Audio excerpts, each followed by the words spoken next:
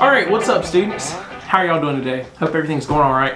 It's really rainy outside and I'm coming to you from my newly decorated office. Although you cannot see it because it is a mess for one, so I'm not going to show it to you. And for two, this lens angle is very small. So I've got a bookcase over here, a bookcase over here. It's really cool. Hannah did a lot of the decorating and I really appreciate that.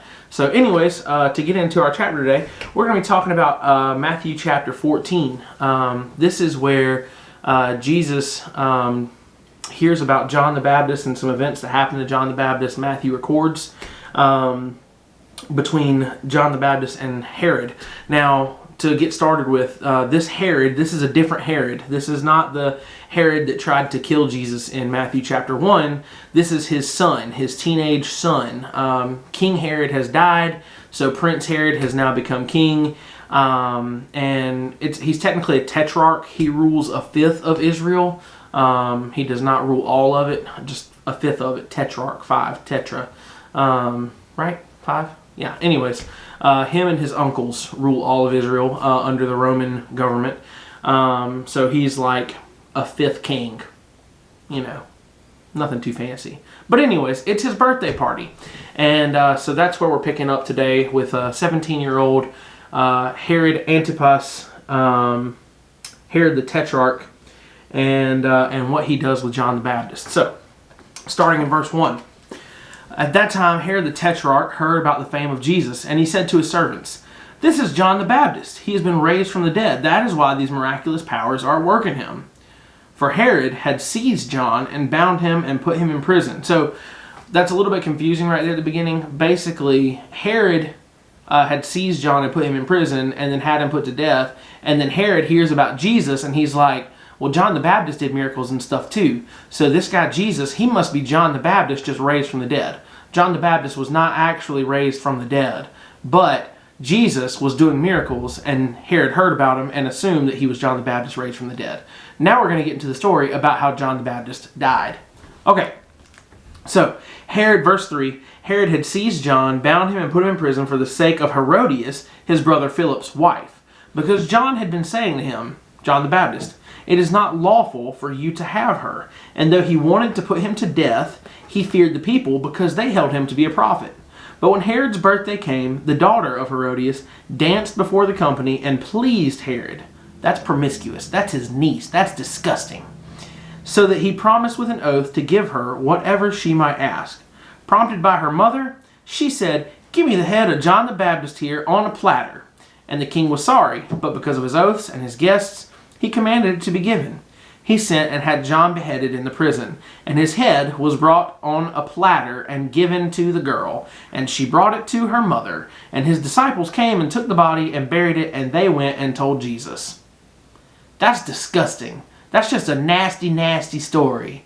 Basically, this Herod guy wants his uncle's wife, so his aunt, and his niece, who's about his age, dances in front of him, and I don't know, it's gross, it's weird. But anyways, because of his promise that he made, and he made this promise in front of a bunch of guests, he had to come through on that promise, and he had to have John the Baptist beheaded. So,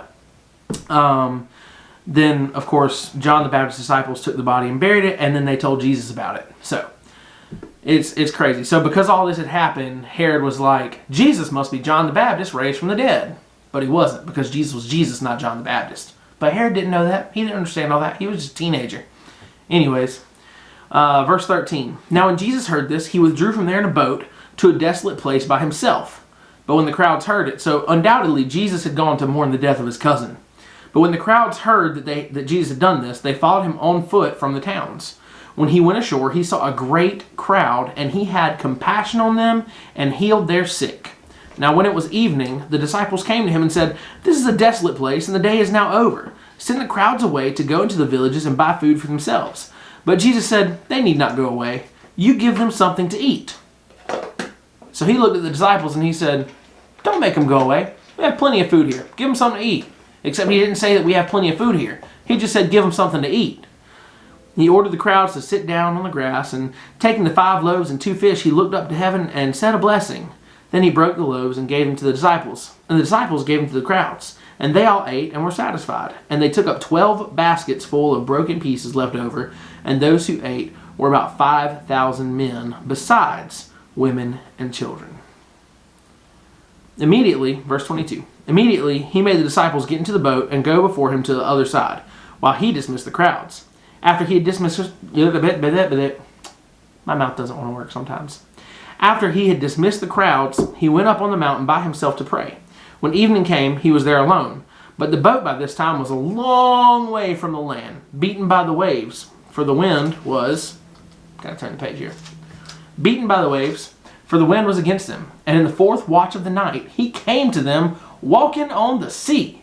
But then the disciples saw him walking on the sea, and they were terrified. And they said, "It's a ghost!" They cried out in fear. But immediately Jesus spoke to them, saying, "Take heart, it is I. Do not be afraid." And Peter answered him, "Lord, if it's you..." He was skeptical. "If it's you, command me to come to you on the water." He was testing to see if this was a ghost or whether or not this was Jesus. Because, all ghosts just walk around disguising themselves as Jesus these days. He said, "If it's you, command me to come to you on the water." And he said, "Come." So Peter got out of the boat, walked on the water, and came to Jesus. But when he saw the wind, he was afraid, and beginning to sink, he cried out, "Lord, save me!" See, something y'all don't know about Jewish culture is that even though they spent a lot of time on the water and the sea of Galilee and the Mediterranean Sea and the Dead Sea, they spent a lot of time fishing.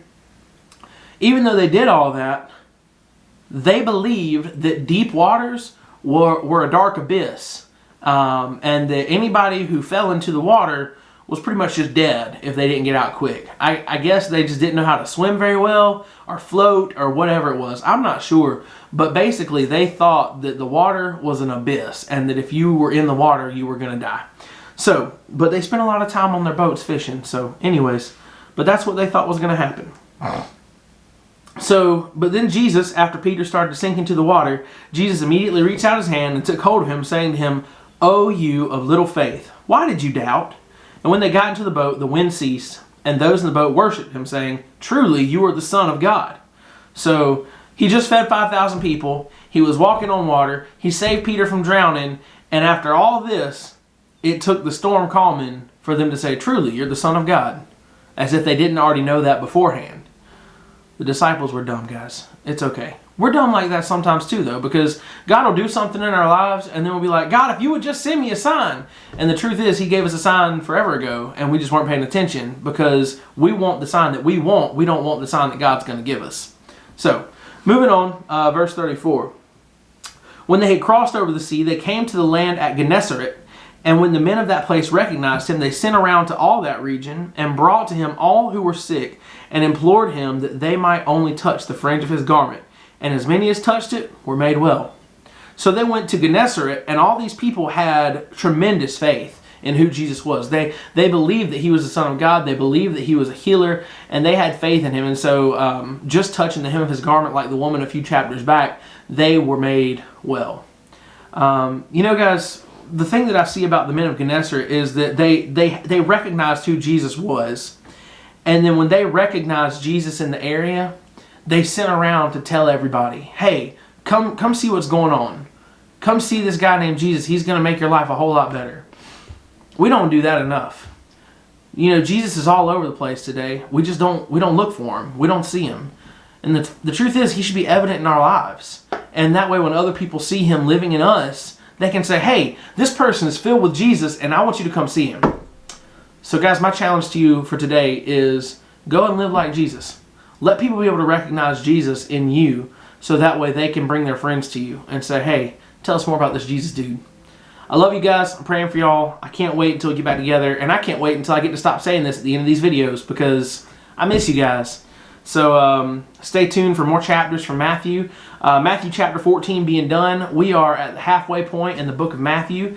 So stay tuned. We've got 14 more chapters, and man, it's gonna get really crazy from here on out. So bye, guys.